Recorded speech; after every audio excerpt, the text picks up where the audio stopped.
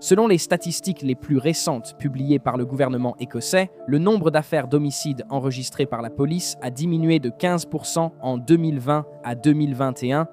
Comparé à l'année 2019 à 2020, il s'agirait du nombre le plus bas d'affaires d'homicide enregistrées depuis 1976.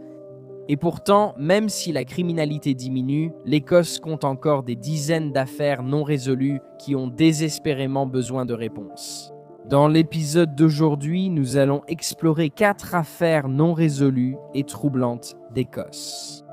Vers 20h, le 20 mars 1979, Carol Lannon, âgée de 18 ans, mère d'un enfant et travailleuse du sexe à temps partiel, est montée dans une Ford Cortina rouge sur Exchange Street à Dundee. Le lendemain, son corps nu a été découvert dans Templeton Woods, à 5 miles de l'endroit où elle avait été vue vivante pour la dernière fois. Elle avait été étranglée à mort. À cette époque, la police ne disposait pas du luxe de la technologie médico-légale. Ils ont mené des enquêtes de porte à porte, lancé des appels publics à l'aide et interrogé les délinquants sexuels locaux. Ils cherchaient le moindre indice. Ils ont découvert que l'homme dans la voiture duquel Carol était montée était décrit comme étant mince et pâle, avec des cheveux courts et foncés, des favoris et une moustache. Ils pensaient qu'il avait entre 25 et 30 ans. Un portrait robot du suspect a été réalisé, mais à l'époque, cela n'a donné aucun résultat. Pendant ce temps, les hommes avec des voitures rouges ont été longuement interrogés. 2 semaines après la mort de Carol, à 130 km de là, dans l'Aberdeenshire, une jeune fille est tombée sur des vêtements et d'autres effets personnels en se promenant près des berges de la rivière Don. Le pull à col roulé, les collants et la ceinture ont été identifiés comme appartenant à Carol. Son sac à main a également été retrouvé, contenant de l'argent et un carnet d'allocation familiale pour enfants. Moins d'1 an après le meurtre de Carol, le 11 février 1980, Elizabeth McCabe, une stagiaire éducatrice de crèche âgée de 20 ans, passait une soirée avec ses amis. Elle a fréquenté quelques bars du centre-ville avant de se rendre au Teasers, une boîte de nuit située sur Union Street. Vue pour la dernière fois montant dans un véhicule supposé être un taxi, elle a été signalée disparue le lendemain. 2 semaines plus tard, le 26 février, son corps a été retrouvé dans Templeton Woods. Elle se trouvait à environ 100 mètres de l'endroit où le corps de Carol avait été laissé seulement 11 mois plus tôt, et elle était également presque nue et étranglée. Il y avait de nombreuses similitudes entre les 2 affaires. Les 2 femmes avaient été prises en centre-ville, toutes 2 dépouillées de leurs vêtements et de leurs effets personnels, puis étranglées à mort. De plus, elles avaient toutes les 2 été ligotées. Leurs effets personnels, dont ceux d'Elizabeth, ont été retrouvés à plusieurs kilomètres de leur corps, notamment dans 3 quartiers différents de Dundee. Alors que la police commençait son enquête sur la mort d'Elizabeth, elle se demandait si elle avait affaire à un tueur en série. Au cours de l'enquête, plus de 7000 personnes ont été interrogées. Les hôtels, pensions, maisons d'hôtes et compagnies de taxis ont été minutieusement examinés, et davantage de délinquants sexuels ainsi que des chauffeurs de taxi ont été interrogés. Mais malgré tout, la police n'avait aucune piste. Ils ont finalement conclu que les femmes avaient été tuées par 2 auteurs différents. En 2021, le Daily Record a rapporté qu'un homme soupçonné d'être impliqué dans les crimes avait été interrogé par la police américaine en 1979. L'homme, un Américain, est décédé en 2016 à l'âge de 72 ans, mais sa famille l'avait auparavant signalé aux autorités locales. Notons qu'au moment des crimes, il séjournait à Dundee avec sa femme écossaise. Il avait été interrogé en 1979 en lien avec une série de crimes à San Francisco où un agresseur non identifié s'en prenait à des femmes faisant de la randonnée dans la région. Il possédait apparemment un restaurant à proximité et ses proches l'ont décrit comme un sociopathe envers les femmes, ajoutant, je cite, qu'il détestait les femmes et détestait la police. Malgré sa mort, l'homme fait toujours l'objet d'une enquête à l'étranger. Un parent de l'individu inconnu l'a décrit comme ayant un passé militaire et étant extrêmement sûr de lui, ayant grandi dans une famille catholique stricte. Ils ont noté que l'homme aurait désapprouvé les travailleuses du sexe et les mères célibataires et ils ont émis l'hypothèse qu'il était un tueur organisé qui traquait ses victimes. Le parent a proposé son ADN à la police écossaise afin qu'il puisse rechercher des liens familiaux avec les meurtres de Dundee. À ce jour, les 2 affaires restent non résolues. L'enfant inconnu.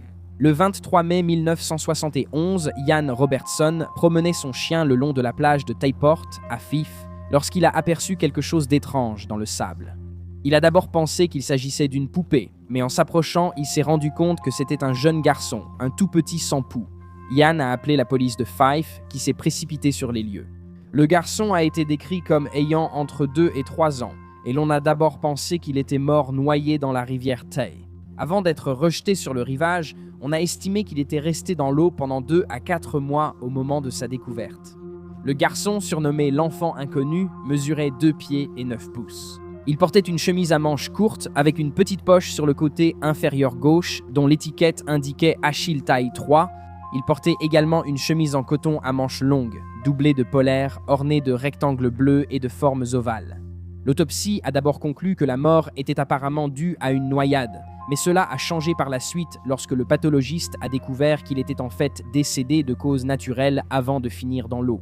Le petit garçon a été enterré au cimetière de Tayport le 27 mai, 4 jours après avoir été retrouvé. Plus tard, les habitants ont payé pour qu'une pierre tombale soit placée.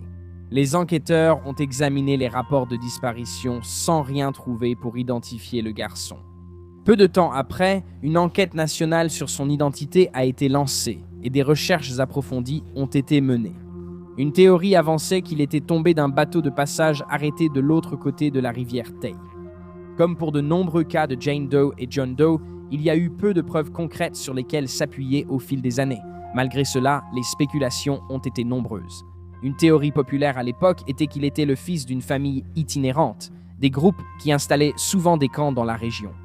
Un couple de voyageurs aurait été entendu dans un bus à Fife parlant d'un enfant perdu. L'homme aurait dit à la femme de se taire en disant, je cite, « Tais-toi, tu vas nous faire mettre tous les deux en prison ». Le couple a été identifié et amené pour être interrogé par la police, mais il n'y avait aucune preuve les liant au petit garçon, donc ils ont été relâchés. Lors de leur interrogatoire, ils avaient à peine parlé et seulement pour expliquer que leur enfant avait été placé en foyer.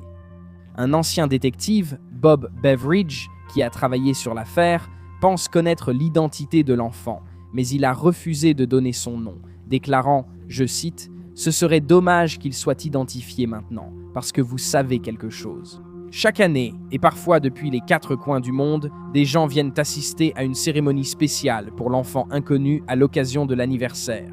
S'il était identifié, il perdrait sa renommée. Il a néanmoins indiqué qu'il pense que le garçon était l'enfant d'une famille de voyageurs, peut-être le couple interrogé alors qu'il séjournait dans des tentes froides et humides. À cette période de l'année, a-t-il théorisé, le garçon est mort de pneumonie, et au lieu de s'adresser aux autorités, la famille a choisi de mettre son corps dans l'eau. De même, en 2021, la BBC a lancé un podcast intitulé « La cruauté », un enfant non réclamé qui traitait de l'affaire du Berne inconnu. Eux aussi pensent connaître le nom de l'enfant après des recherches approfondies, mais ne l'ont pas rendu public. Ils ont également déclaré que les circonstances de sa mort restent inconnues. Sandy Drummond, l'ancien soldat. Sandy Drummond était décrit comme menant une vie solitaire et ordinaire. Sa famille le décrivait comme quelqu'un de stable et fiable, mais tout cela a changé quelques jours avant sa mort. Sandy, un habitant de Fife, a quitté son emploi sans préavis et a retiré une grande partie de ses économies à la banque. Les vidéos l'ont montré en train de prendre des centaines de livres et de les mettre dans un porte-documents. L'argent liquide a été retrouvé ensuite à son domicile. Il a été retrouvé mort le 24 juin 1991 sur un chemin de ferme à quelques centaines de mètres de la porte d'entrée de son cottage dans le hameau de Boar Hills. Les enquêteurs ont d'abord cru que cet homme de 33 ans était mort de cause naturelle en raison de l'absence de blessures visibles, mais son autopsie a prouvé qu'il avait été étranglé à mort. On suppose qu'il a été tué à l'aide d'une prise d'étranglement de jujitsu qui comprime les artères principales et les veines jugulaires, coupant ainsi l'afflux de sang vers le cerveau. Et cela est décrit comme une mort lente et douloureuse. Cela pourrait expliquer pourquoi il n'y avait pas d'empreinte digitale ou de traces d'ongles sur la peau du cou de Sandy. Les habitants ont été choqués par ce crime violent, tandis que la mère de Sandy, Effie, était dévastée. Elle et le père de Sandy l'avaient vu pour la dernière fois le 23, la veille de sa mort. Sandy leur avait rendu visite pour le dîner et devait revenir le jour où son corps a été retrouvé. Effie savait que son fils avait des soucis, mais elle pensait qu'il refusait de lui dire ce qui n'allait pas. Ces problèmes ont commencé lorsqu'il a été muté dans un nouveau service à la papeterie de Guardbridge, où il travaillait depuis qu'il avait quitté l'armée. Bien qu'il ait ensuite déménagé à nouveau dans des appartements, cette fois en devenant ouvrier, il restait inquiet et distant. Sandy était pratiquement inconnu de la police. Il n'avait aucun casier judiciaire ni aucune altercation, et il n'avait pas non plus d'ennemis connus. Mais sa mort et son comportement étrange avant ce jour-là les faisaient soupçonner qu'il y avait plus dans cette affaire. L'homme de 33 ans vivait avec son frère et ne lui avait pas révélé ses intentions, mentionnant seulement qu'il venait de quitter son travail et qu'il pourrait partir en moto car il avait besoin de faire une pause. Une autre chose suspecte que la police a découverte était qu'une voiture inconnue, décrite comme une Morris Marina orange ou rouge, avait été garée devant son domicile dans les jours précédant sa mort. Un témoin s'est ensuite manifesté et a affirmé avoir vu l'homme de 33 ans courir à travers un champ voisin le matin du jour de sa mort, tenant un sac de sport bleu qui n'a jamais été retrouvé. De plus, l'après-midi du meurtre, un homme avec une main bandée et tachée de sang a été aperçu en train de prendre un bus près du cottage. Cet homme n'a jamais été identifié, malgré les appels de la police lui demandant de se manifester. Une reconstitution des derniers déplacements de Sandy, diffusée à la télévision nationale, n'a pas permis de faire avancer l'enquête. En 2016, les autorités ont annoncé qu'une révision de l'affaire était en cours, et les enquêteurs ont ensuite déclaré qu'ils pensaient avoir identifié un suspect.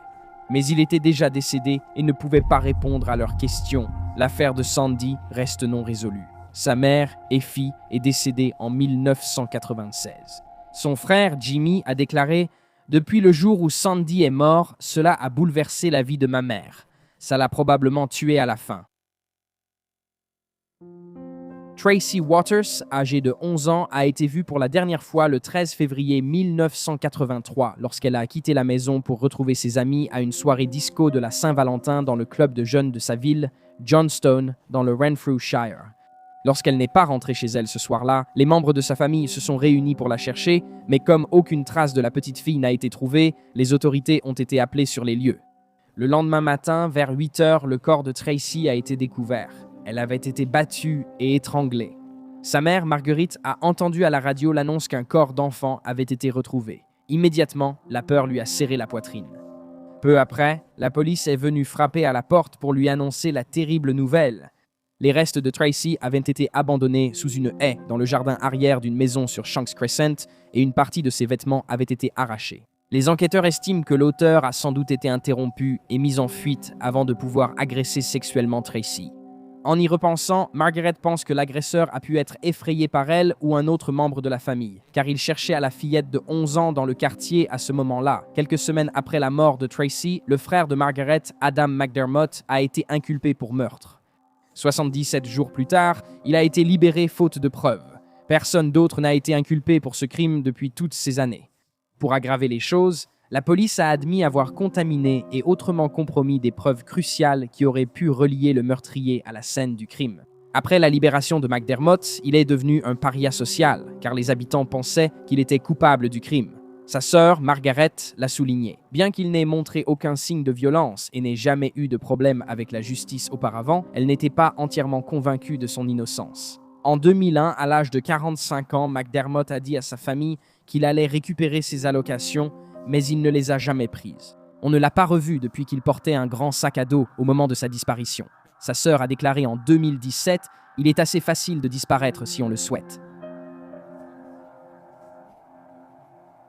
Elle ne croit pas qu'il soit mort, pensant que quelqu'un, quelque part, sait quelque chose sur son sort.